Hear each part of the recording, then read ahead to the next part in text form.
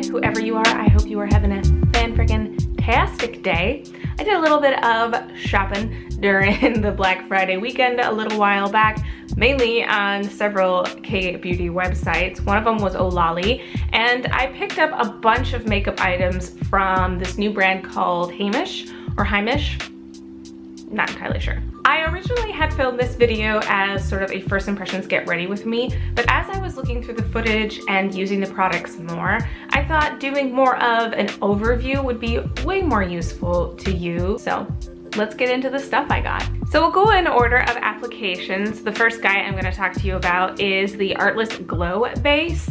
This is their hydrating primer and sunscreen in one, and it is a high sunscreen. It's 50, so that is awesome. And it is quite hydrating. I find that if I use too much of a heavy hand with this, it goes from the land of dewy right into greasy. But it's a pretty great primer, and it has a nice light shimmer. It's nothing bulky or chunky looking. It has a lot of really good botanical ingredients added in, like peppermint and thyme and my favorite rose hip. So those add a nice little bit of skincare into here. I think it pairs well with the cushion foundation that is in this line, but I've actually preferred it while using it with other more high coverage to thick sort of foundations that I have, like my Lancome Tint Idol. I feel like these two are actually a match made in heaven, and they pair beautifully. This is 1.35 ounces, so you get a pretty decent amount comparative to other brands that usually only do about 1 ounce of primer. And like I said, a little bit of this goes a long way. And also, just to give a superficial shout out to all of these in regards to packaging, they have this beautiful sort of 80s almost style minimalistic shapes on here, both on the bottle and on the packaging, and I appreciate all the sort of rose gold detailing. So they really hit the mark in terms of packaging. So now on to the Artless Cushion Foundation. This is also SPF 50, so they really pack a punch in terms of the amount of sun protection they are giving you. This is definitely a light to medium coverage foundation, definitely more in the light spectrum.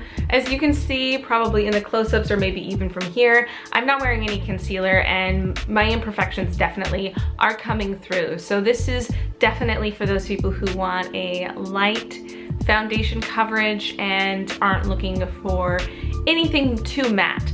I think this is actually quite a dewy foundation, and it definitely gets more dewy as the day goes on. I didn't feel like it ever really set very well, so powder was definitely something really necessary. I wouldn't say this is the longest lasting foundation, and throughout the day, it definitely does sort of bunch up in certain areas and settle in, but that's pretty common for my face in general. It's already started to settle into my lines in my forehead, but as you can see, I'm a very forehead expressive person, so pretty much everything settles in there. I do have several dry patches right now, and I have appreciated that it hasn't clung too intensely to them like most foundations would on my sort of scabby dry patches that I have right now. I don't actually find that this builds too well.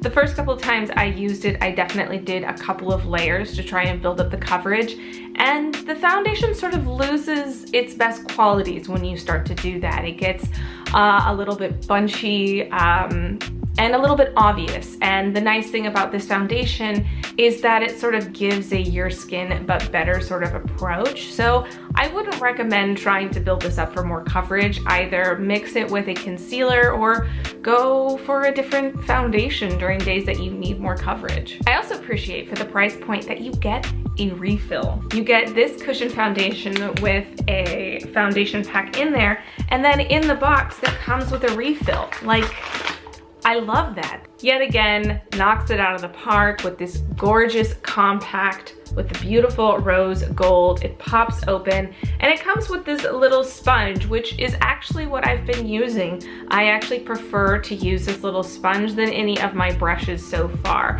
I haven't tested it out with a stippling brush, which I could see working quite well.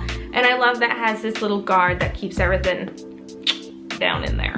I picked up 2 of their brow products. The Dollism Brow Pencil and the Dollism Brow Cara, $8 and $11 respectively. The packaging, yet again, has that beautiful bit of rose gold, both on the cardboard packaging and on the tube itself. And it has these wonderful little squiggly sort of lines on there that mimics sort of the pencil-y aspect of the product. I really have been enjoying using this brow pencil. It is the first kind that I have used that has had this triangular sort of nib. I've either used the pencil or just like the straight up like Brow Wiz nib style before, so this has definitely taken some getting used to.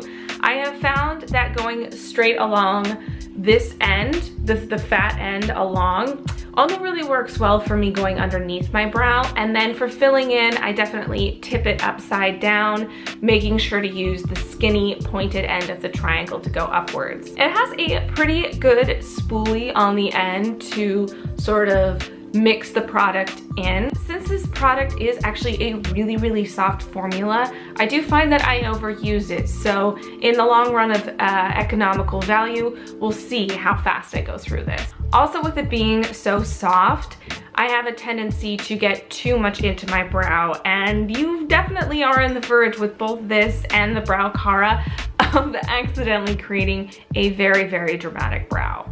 It blends really well, and this dark brown color is a pretty good product color match for me. It's supposed to be long wearing and smudge proof, and I'd say it sort of shoots a little bit more in the middle there. It doesn't quite last me all day, but it's not one of those products that disappears almost instantaneously into my skin. The Brow Cara is one of the products that I am still trying to figure out how to best use.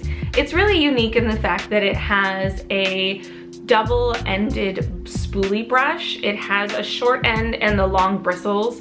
I find that using the long bristles, I have too much potential of making a giant mess of my brows.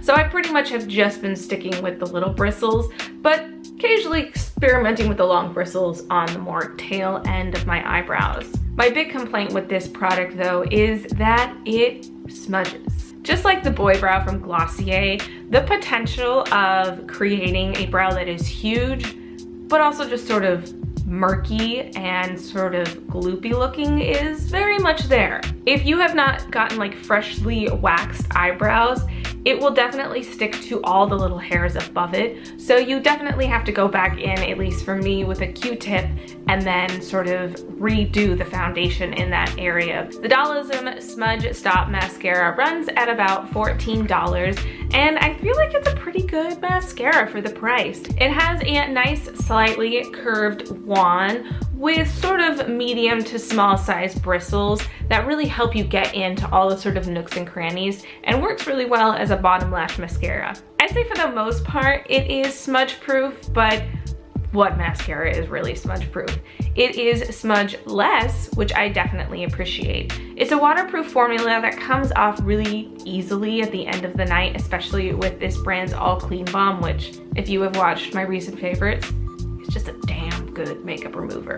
This isn't a dramatic mascara, so if you're looking for something to be really va-va-voom, this is definitely more on that sort of natural side of mascaras, where it sort of adds a slight curl, separates, and a little bit of thickness. It's definitely good at creating a more defined looking eyelash, which is one of the things I'm constantly looking for in a mascara, because I have thick lashes that are quite close to one another, that the potential for them all just mainly creating like 3 spiky ends is not something I want. So I appreciate that this does not do that. And yet again, this has a gorgeous copper foiled packaging that the attention to detail in the cardboard packaging makes it really hard to throw these in the recycling. And last but not least, we have the Gradation Cushion Lip Tint. I got it in the color Rose Petal, and it smells